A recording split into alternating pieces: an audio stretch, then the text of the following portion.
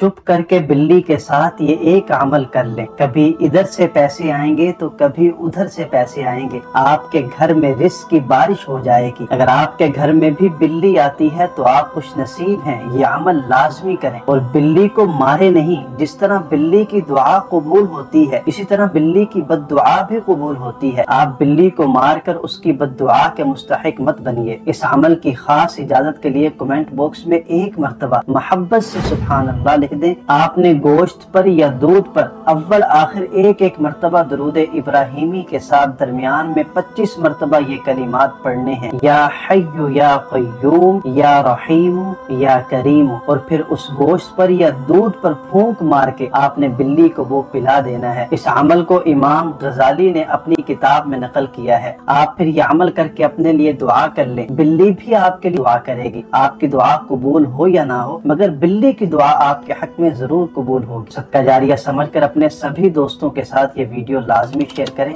جزاک اللہ۔